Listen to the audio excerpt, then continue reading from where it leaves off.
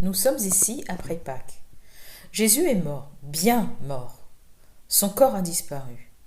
Pendant 40 jours, Jésus se manifeste à ses disciples, les 12, à d'autres personnes, comme Marie, les femmes qui reviennent du tombeau, aux hommes d'Emmaüs, et à 500 autres personnes.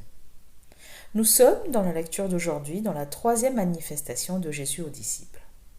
Le Jésus dont il est question est donc le Jésus ressuscité. Comment, de nos jours, à l'heure où la science et la raison ont fait du chemin, peut-on encore croire qu'une personne morte ressuscite ? Comment est, pour chacun de nous, ce Jésus ressuscité ? Quel impact cela a pour nous, pour notre vie d'aujourd'hui et de plus tard ? Regardons la Bible. Verset 1. Après cela, Jésus se manifesta encore aux disciples, à la mer de Tibériade. Voici comment il se manifesta, et on a la suite. Se manifester, ici, c'est du verbe phanero, qui signifie se révéler au grand jour, devenir apparent, visible. Donc, Jésus est devenu apparent, visible. Et pourtant, au verset 4, le matin venu, Jésus se tint debout sur le rivage, mais les disciples ne savaient pas que c'était Jésus. Nous sommes donc face à une première difficulté. Jésus devient visible, apparent, et pourtant, les disciples ne voyaient pas que c'était Jésus.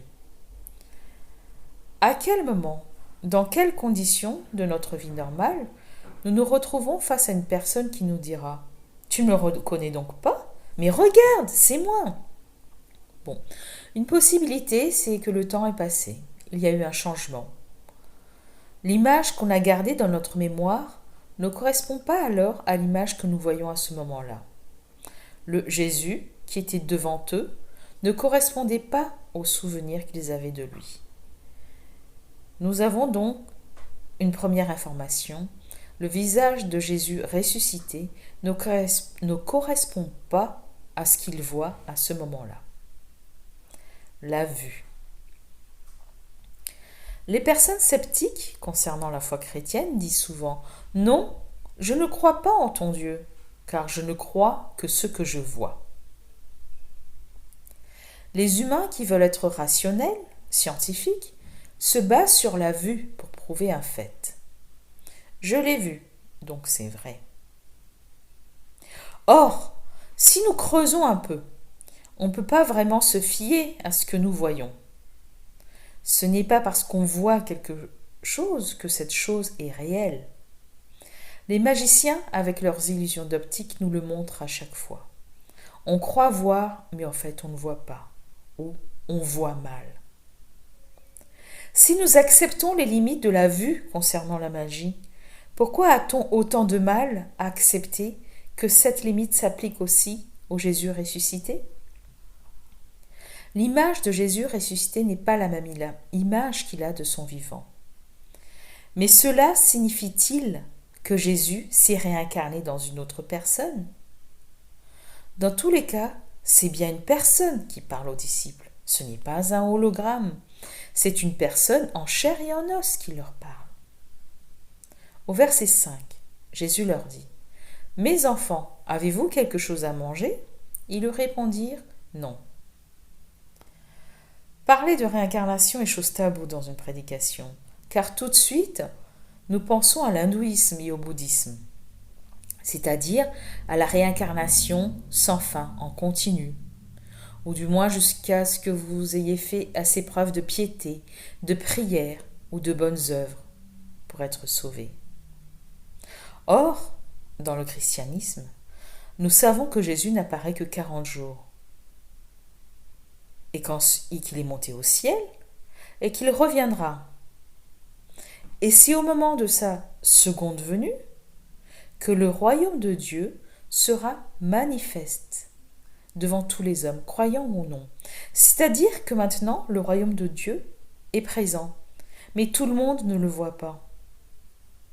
Et le jour de la parousie, le jour de la seconde venue de Jésus, là, croyants ou non, seront devant le fait accompli. Le royaume de Dieu est présent. Bon, une autre solution. Jésus a-t-il alors possédé une autre personne? Bon. Bref, j'ai refusé de résoudre l'aspect technique de la manifestation de Jésus, pour la simple et bonne raison que je n'y arrive pas. Et aussi parce que je pense qu'il y a 1001 raisons de ne pas reconnaître une personne. Un autre exemple, à 4 heures du matin, dans le brouillard, je pense aussi que je ne reconnaîtrai pas un ami. Je pense que le plus important se situe ailleurs. En effet, comment les disciples ont-ils pu reconnaître Jésus? L'homme sur le rivage, donc on ne sait pas que c'est Jésus, l'homme sur le rivage leur dit « Jetez le filet du côté droit de la barque et vous en trouverez. » Évidemment, ils trouveront selon cet homme des poissons.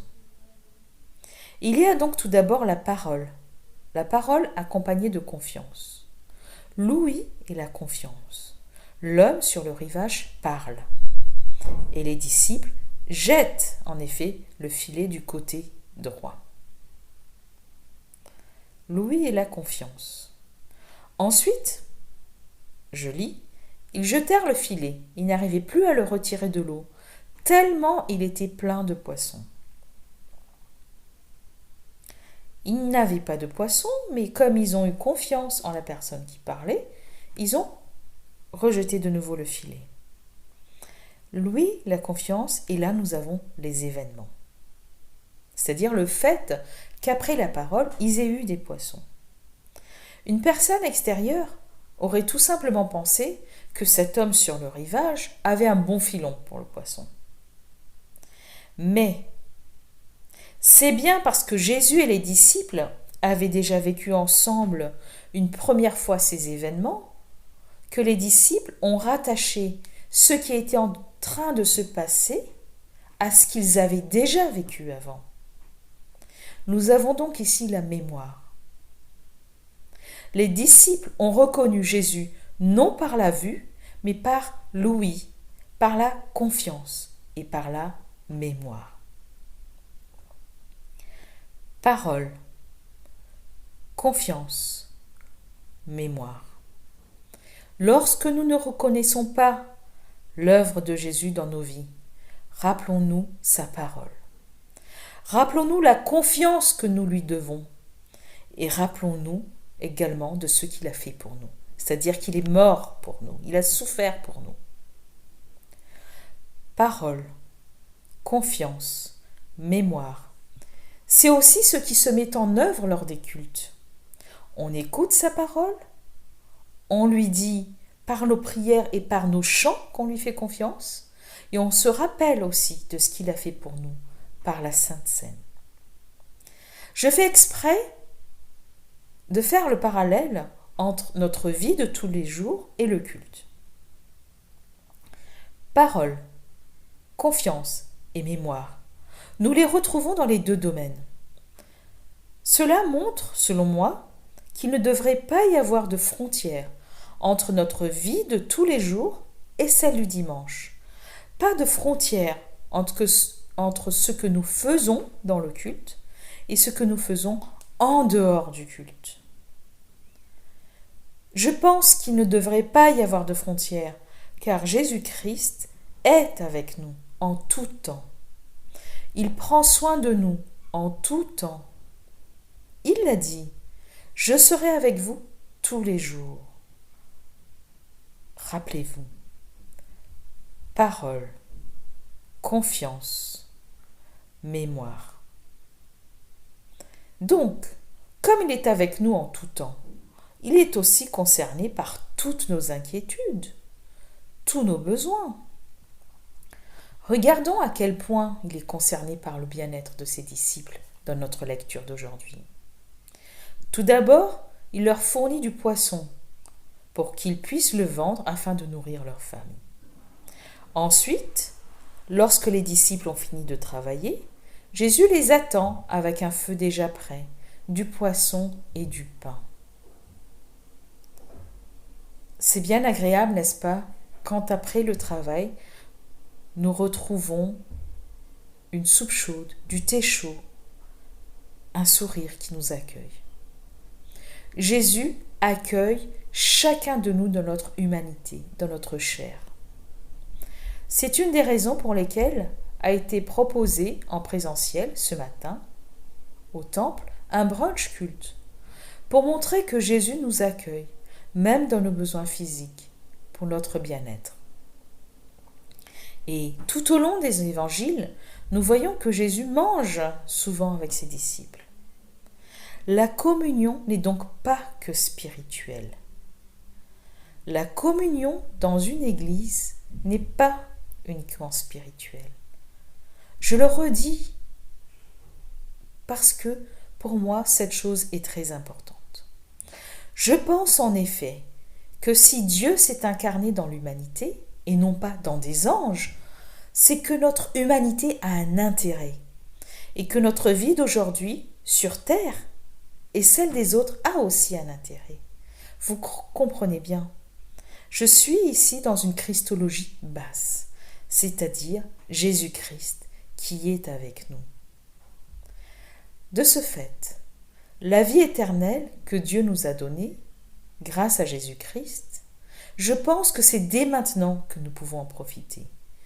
Une vie en communion avec Jésus, en tout temps. Ne plus avoir peur de la mort, ne plus avoir peur du jugement, et en tout temps être sous le regard miséricordieux de Jésus. Amen.